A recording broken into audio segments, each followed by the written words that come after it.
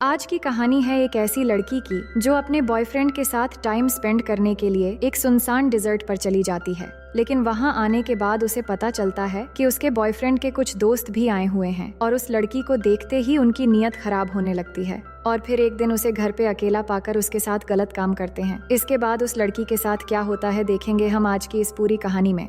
Hello दोस्तों, मेरा नाम है इशिता और कहानी की शुरुआत में हम एक बड़े और सुनसान रेगिस्तान को देखते हैं जहां दूर दूर तक कोई भी इंसान नजर नहीं आता, लेकिन वहां पर एक खूबसूरत घर भी होता है। और तभी उस घर के सामने एक हेलीकॉप्टर उतरता है जिसमें हम एक कपल को देखते हैं जिनके नाम है रिचर्ड और जेनिफर। रिचर्ड बहुत ही अमीर और शादीशुदा है और जेनिफर उसकी एक सीक्रेट गर्लफ्रेंड है और यहाँ दोनों वीकेंड पर प्राइवेट टाइम एंजॉय करने के लिए आए हैं। अब हेलीकॉप्टर से उतरने के बाद पायलट रिचर्ड को वेलकम गिफ्ट कहकर एक पैकेट देता है जिसमें एंजॉय करने के लिए पायोट नाम का एक ड्रग होता है। अब वहां पहुंचकर दोनों अपना वीकेंड एंजॉय करने लगते हैं और एक दूसरे के साथ अपने रोमांटिक प्राइवेट टाइम को खूबसूरत बनाने लगते हैं। इसके बाद फिर अगली सुबह हम जेनिफर को देखते हैं जो आकर फ्रिज में कुछ खाने के लिए ढूंढने लगती है, लेकिन फ्रिज में सिर्फ वाइन्स के बॉटल्स ही होते हैं तो वो पानी पीती है और टेबल से फ्रूट लेकर खाने लगती है। अब वो फ्रूट खा ही रही थी कि अचानक वो बाहर दो आदमी को देखती है जो बंदूक लेकर उसके सामने खड़े थे और जेनिफर को अजीब तरह से देख रहे थे। तो वो रिचर्ड को बुलाती है और रिचर्ड आकर उनके लिए दरवाजा खोलता है। दरअसल ये दोनों रिचर्ड के दोस्त हैं जिनके नाम है विंसेंट और डिमिट्री।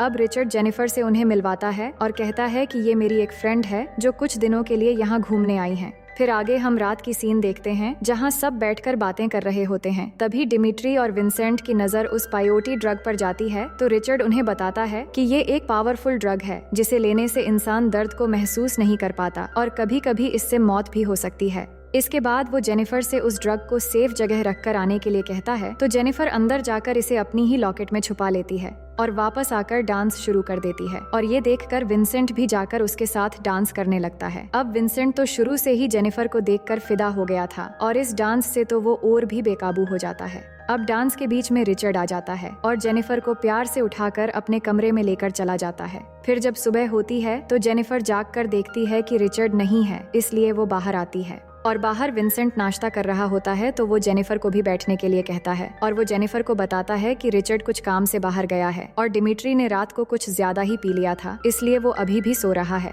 अब जेनिफर अपना फोन देखने लगती है पर विंसेंट उससे बिना नजर हटाए बस देखता ही रहता है। तो जेनिफर कहती है कि मुझे घर के लिए निकलना है, इसलिए मैं तैयार होने जा रही हूँ। ये कहकर वो अंदर आकर कपड़े चेंज करने लगती है। तभी विंसेंट वहाँ आ जाता है तो जेनिफर उसे देखकर जल्दी से कपड़े पहन लेती है। फिर विंसेंट उसके पास आकर बैठता है और कहता है कि काश हम साथ कुछ पल और बिता पाते और कहता है कि जेनिफर को उसमें क्या अच्छा लगता है। तो जेनिफर कहती है कि मुझे टॉल आदमी पसंद है और तुम्हारी हाइट बहुत कम है। ये कहकर वो जाने लगती है, लेकिन तभी विंसेंट उसे रोकने लगता है और उसकी प्राइवेट जगहों के बारे में गंदी गंदी बातें करने लगता है और उसे गलत तरह से टच करने लगता है। तभी वहाँ डिमिट्री आ जाता है तो विंसेंट उसे वहाँ से जाने के लिए कहता है और डिमिट्री ये सब देखने के बाद भी इग्नोर करके वहाँ से चला जाता है। जिसके बाद विंसेंट जबरदस्ती जेनिफर के साथ गंदा काम करने लगता है जिससे वो चिल्लाने लगती है, लेकिन डिमिट्री बाहर आकर टीवी की वॉल्यूम बढ़ा देता है और ये सब कुछ इग्नोर करके नहाने लगता है और विंसेंट आखिरकार जेनिफर को अपना शिकार बनाकर ही छोड़ता है। अब कुछ देर बाद रिचर्ड वापस आ जाता है और विंसेंट और डिमिट्री को चुपचाप बैठा हुआ देखकर पूछता है कि क्या हुआ। तो विंसेंट कहता है कि जेनिफर कुछ परेशान है।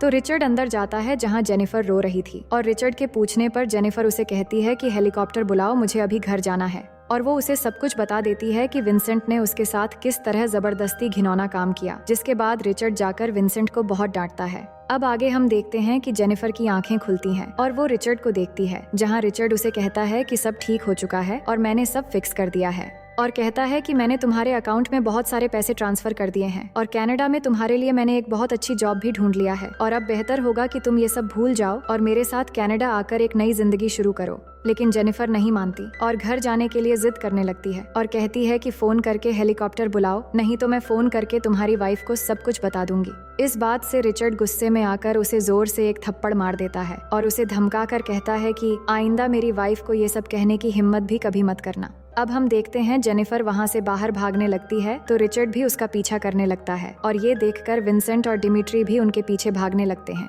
अब ये तीनों जेनिफर का पीछा करते हैं पर जेनिफर नहीं रुकती और काफी दूर आगे जाने के बाद एक ढलान के पास आकर वो रुक जाती है और वहाँ से कूदने वाली होती है, लेकिन रिचर्ड जेनिफर को कूदने से मना करता है और थप्पड़ के लिए उसे माफी मांगता है और कहता है कि मैं अभी हेलीकॉप्टर बुला रहा हूँ। ये कहकर वो विंसेंट के फोन से पायलट को 30 मिनट के अंदर हेलीकॉप्टर लेकर आने को कहता है और जेनिफर को शांत करता है। लेकिन तभी हम देखते हैं कि रिचर्ड जेनिफर को धक्का देकर खाई में गिरा देता है और वो नीचे गिरते ही एक टूटा हुआ पेड़ उसके पेट के आर पार हो जाती है। इसके बाद रिचर्ड उन्हें कहता है, मैंने ऐसा हम सबको बचाने के लिए किया है। अगर वो घर चली जाती तो हम सबको 15 साल की जेल हो जाती और मैं ऐसा नहीं चाहता। अगर तुम दोनों को कोई पूछे तो कहना हमें नहीं पता, हम बस यहाँ हर साल की तरह शिकार करने आए थे। इसके बाद वो तीनों वहाँ से चले आते हैं और जेनिफर से जुड़े सारे सबूत जला देते हैं और फिर विंसेंट और डिमिट्री अपनी गन्स रेडी करते हैं। वही दूसरी तरफ हम देखते हैं कि जेनिफर की बॉडी पर चींटियां आकर काटने लग गई हैं, पर वो अभी भी जिंदा थी और वो हिम्मत करती है और अपना लाइटर उठाने की कोशिश करती है और किसी तरह लाइटर उठाकर उस पेड़ के नीचे आग लगा देती है, जिससे पेड़ थोड़ा कमजोर होते ही वहां से हिम्मत करके वो नीचे उतर जाती है। दूसरी तरफ वो तीनों भी जेनिफर की तरफ बढ़ रहे थे और उनकी गाड़ी की आवाज सुनकर जेनिफर किसी तरह खुद को संभालते हुए आगे बढ़ने लगती है और चट्टान की आड़ में आकर छुप जाती है। जिसके बाद वो तीनों जब वहां पहुंचते हैं तो देखते हैं कि जेनिफर वहां नहीं है, जिससे तीनों घबरा जाते हैं। फिर विंसेंट कहता है, अभी भी ज्यादा देर नहीं हुई है, हम उसे ढूंढकर हॉस्पिटल पहुंचा देते हैं। जिसपे रिचर्ड गुस्सा होकर कहता है कि अगर तूने एक शब्द और बोला तो मैं तेरी गर्दन अलग कर दूंगा। तेरी ही वजह से हम मुसीबत में यहाँ फंस गए हैं, अब कैसे भी करके हमें उसे ढूंढकर मारना पड़ेगा। जिसके बाद वो फैसला करते हैं कि वो घूमते हुए नीचे जाकर उसे ढूंढेंगे। तो तीनों अपनी अपनी गाड़ी से नीचे की तरफ जाने लगते हैं और अब वहाँ घूमते हुए पहुँचते पहुँचते रात हो चुकी थी। तो वहाँ जाकर उन्हें जेनिफर के ब्लड के निशान मिलते हैं। तो उन निशान का पीछा करते हुए काफी आगे जाने के बाद उन्हें एक नदी मिलती है और इसके आगे जेनिफर कहाँ गई उन्हें नहीं पता। तो वो फैसला करते हैं कि एक आदमी यहीं रुकेगा और 2 लोग अलग अलग जगहों पे जाकर देखेंगे। तो विंसेंट को वहाँ रखकर रिचर्ड और डिमिट्री वहाँ से अलग रास्तों में उसे ढूंढने निकल जाते हैं। अब यहाँ हमें जेनिफर को दिखाया जाता है जो बहुत ही जख्मी हालत में थी और उसके शरीर में अभी भी वो लकड़ी का टुकड़ा फंसा हुआ था। तभी जेनिफर को गाड़ी की आवाज आती है तो वो देखती है कि डिमिट्री उसे ढूंढता हुआ उसकी तरफ आ रहा है। तो जेनिफर उसे देखकर वहीं पर छुप जाती है और उसके जाने के बाद वो बाहर निकलती है। अब डिमिट्री एक जगह रुककर पेशाब कर रहा था, जिसका फायदा उठाकर जेनिफर चुपके से वहां चली आती है और उसकी राइफल लेकर उस पर पॉइंट कर देती है। लेकिन राइफल में बुलेट नहीं थी, इसलिए जेनिफर उसे शूट नहीं कर पाती। जिसके बाद डिमिट्री उसे मारकर नीचे गिरा देता है और विंसेंट को इस बारे में बताता है कि जेनिफर उसे मिल गई है। और ये सुनकर विंसेंट राहत की सांस लेता है और गाड़ी के अंदर म्यूजिक सुनने लगता है। और वही डिमिट्री जेनिफर को पानी में डुबोकर तड़पाने लगता है। लेकिन इसी बीच जेनिफर उसकी चाकू निकाल लेती है और अगले ही पल चाकू से उसकी आंखों में अटैक कर देती है, जिससे डिमिट्री का बहुत ही बुरा हाल हो जाता है और वो चिल्लाने लगता है और तड़प तड़प कर वहीं पर मर जाता है। इसके बाद जेनिफर वो चाकू निकाल लेती है और डिमिट्री की डेड बॉडी वहीं पर पानी में डूब जाती है। अब जेनिफर उसकी गाड़ी लेकर वहां से भागने लगती है, लेकिन कुछ दूर आगे जाने के बाद बीच रास्ते में गाड़ी की पेट्रोल खत्म हो जाती है। जिसके बाद जेनिफर वहां से पैदल चलते हुए एक गुफा के अंदर आकर वहां पर आग जलाती है और फिर डिमिट्री की बैग से सारा सामान बाहर निकालकर चेक करने लगती है, जिसमें उसे कुछ जरूरी सामान और एक बियर कैन मिलती है। तो वो बियर पीने लगती है क्योंकि काफी समय से उसने कुछ भी नहीं खाया था। लेकिन जेनिफर को अभी भी बहुत दर्द हो रहा था क्योंकि लकड़ी का वो टुकड़ा अभी भी उसकी बॉडी में फंसा हुआ था और वो दर्द की वजह से रोने लगती है। पर तभी उसे अपना लॉकेट देखकर रिचर्ड के दिए गए उस ड्रग के बारे में याद आता है, जिसको जेनिफर ने अपने लॉकेट में रख दिया था। इसके बाद वो उस ड्रग को निकालकर जैसे ही खाती है तो उसका असर होना शुरू हो जाता है और पहले तो उसे बहुत अजीब लगता है, लेकिन फिर बाद में उसे दर्द महसूस होना बंद हो जाता है। इसके बाद वो चाकू निकालती है और अपने पेट में बने जख्म को थोड़ा और बड़ा करने लगती है और इस दौरान उसे ड्रग की वजह से कोई भी दर्द महसूस नहीं होता, जिससे वो बहुत आसानी से उस लकड़ी के टुकड़े को बाहर निकाल लेती है। लेकिन अब उस जगह से बहुत ही ज्यादा ब्लीडिंग होने लगी थी, इसीलिए वो बियर कैन को काट कर उसे गर्म करके अपनी जख्म पर चिपकाती है, जिससे ब्लीडिंग बंद हो जाती है और फिर वहीं पर वो रेस्ट करने लगती है। फिर सुबह होने पर हम देखते हैं कि विंसेंट गाड़ी में सो रहा है कि तभी रिचर्ड आकर एक मरे हुए जानवर को विंसेंट की गाड़ी के ऊपर फेंक देता है, जिससे विंसेंट कुछ समय के लिए बहुत ज्यादा डर जाता है। इसके बाद वो नदी में जाकर मुंह धोने लगता है कि तभी वहाँ पर डिमिट्री की डेड बॉडी बाहर निकल आती है, जिसे देखकर वो बहुत ज्यादा डर जाता है और नदी में ही गिरकर चिल्लाने लगता है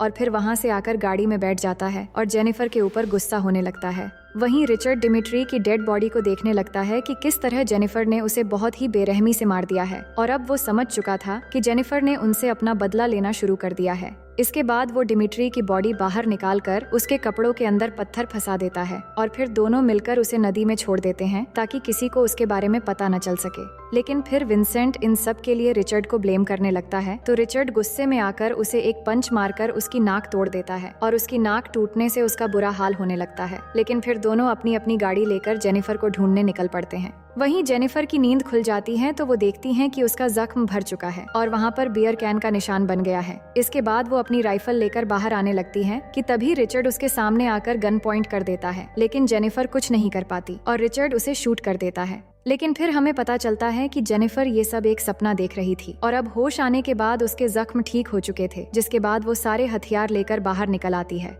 और दूरबीन से चारों तरफ देखने लगती है ताकि उसे रिचर्ड और विंसेंट के बारे में पता चल सके। वहीं हम रिचर्ड और विंसेंट को देखते हैं जिनको डिमिट्री का वो गाड़ी मिल जाता है जो जेनिफर लेकर भागी थी, लेकिन जेनिफर इनको कहीं भी नजर नहीं आती, जिस पर रिचर्ड विंसेंट के साथ एक प्लान बनाता है कि अब उन्हें अलग होकर जेनिफर को ढूंढना पड़ेगा और इसके बाद वो यहीं पर आकर मिलेंगे। जिसके बाद रिचर्ड वहां से बाइक लेकर ईस्ट की तरफ चला जाता है, जबकि विंसेंट दूसरी तरफ जाने से पहले मिरर में अपने जख्म को देखने लगता है। तभी उस मिरर के रिफ्लेक्शन से जेनिफर उसे देख लेती है और उसे विंसेंट का लोकेशन पता चल जाता है। फिर जब विंसेंट वहां से निकलता है तो जेनिफर उसको फॉलो करने लगती है, लेकिन कुछ दूर जाने के बाद विंसेंट की गाड़ी का फ्यूल खत्म हो जाता है, तो वो अपनी गाड़ी को वहीं रोककर बाहर आकर फ्यूल भरने लगता है और तभी इसका फायदा उठाकर जेनिफर स्नाइपर गन से उसके ऊपर शूट कर देती है, लेकिन निशाना चूक जाती है जिससे बुलेट जाकर सीधा विंसेंट के शोल्डर में लगती है। फिर जेनिफर जब वहां देखती है तो विंसेंट गाड़ी के पास नजर नहीं आता, इसलिए उसे ढूंढते हुए गाड़ी के पास जाती है तो उसे पता चलता है कि विंसेंट वहां से भाग रहा है। जिसके बाद वो उसके ब्लड के निशान को फॉलो करके उसके पीछे जाने लगती है, लेकिन विंसेंट भी समझ जाता है कि ब्लड को फॉलो करके जेनिफर उसे ढूंढ लेगी, तो वो अपने एक पैर का जूता उतार कर उसकी शॉक से जख्मों पर बांध देता है, जिससे ब्लीडिंग होना बंद हो जाता है। और वही जेनिफर जब कुछ दूर आगे जाती है तो उसे अब ब्लड के निशान नजर नहीं आते और इसी दौरान विंसेंट पहाड़ी के ऊपर एक जगह पहुंचकर छुप जाता है, जबकि जेनिफर उसको ढूंढते हुए आगे चली जाती है। जिसके बाद विंसेंट नीचे आता है और पीछे से जेनिफर को शूट कर देता है, लेकिन उसका निशाना चूक जाता है और बुलेट जेनिफर के कान को जख्मी करते हुए निकल जाती है। इसके बाद जेनिफर किसी तरह उठकर वहां से भागने लगती है और विंसेंट उसको फॉलो करके एक के बाद एक गोलियां चलाने लगता है, पर एक भी गोली उसे नहीं लगती। और इसी दौरान जेनिफर अपने टॉर्च के ग्लास को तोड़कर वहां पर फेंक देती है, जिसे विंसेंट नोटिस नहीं कर पाता और उसके वहां आते ही ग्लास का एक टुकड़ा उसके पैर में घुस जाता है और वो दर्द के मारे चिल्लाने लगता है, लेकिन फिर भी वो बड़ी मुश्किल से हिम्मत करके अपने पैर से कांच के टुकड़े को निकाल लेता है।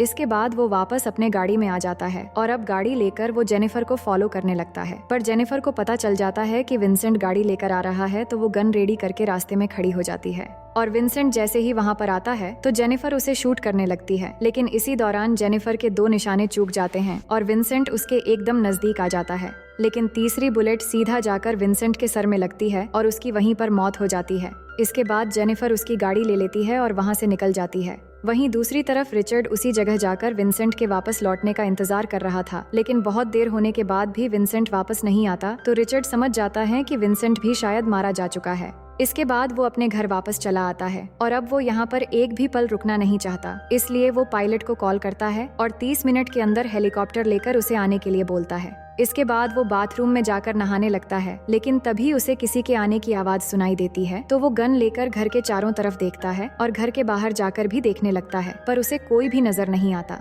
जिसके बाद वो फिर से अंदर आ जाता है, लेकिन तभी वो देखता है कि जेनिफर बाहर से बिल्कुल उसके सामने से गन पॉइंट करके खड़ी है, लेकिन रिचर्ड उसे समझा पाता तभी जेनिफर उस पर शूट कर देती है, जिससे बुलेट आकर सीधा उसके पेट में लगती है। इसके बाद वो भी जेनिफर पर फायरिंग करना शुरू कर देता है, लेकिन जेनिफर एक सोफे के पीछे छुप जाती है। अब रिचर्ड बहुत ही बुरी तरह से जख्मी हो गया था, इसलिए वो रेंगते हुए वहां से भागने लगता है और एक जगह जाकर छुप जाता है। इसके बाद जेनिफर उसके ब्लड के निशान फॉलो करते हुए उसे ढूंढने लगती है, लेकिन रिचर्ड जाकर एक जगह छुपकर जेनिफर को शूट करने के लिए तैयार रहता है। लेकिन जब जेनिफर उस जगह पर आती है तो वो रिचर्ड के बहते हुए ब्लड को देख लेती है, इसीलिए वो उसको दूसरी तरफ से मारने जाती है। लेकिन रिचर्ड समझ जाता है कि जेनिफर उसका प्लान जान गई है, तो वो एक रूम में जाकर ब्लीडिंग रोकने के लिए प्लास्टिक रैपर से अपने जख्म को लपेट लेता है। लेकिन इसी बीच जेनिफर उसे ढूंढ लेती है और उस पर गोलियां चलाने लगती है, तो रिचर्ड वहां से भागने लगता है। लेकिन जब जेनिफर उसे फॉलो करती हुई आगे बढ़ने लगती है, तभी वो खून में फिसलकर वहां गिर जाती है, मगर वो उठने की काफी कोशिश करती है, पर तभी रिचर्ड वहां आकर उसे मारकर बेहोश कर देता है।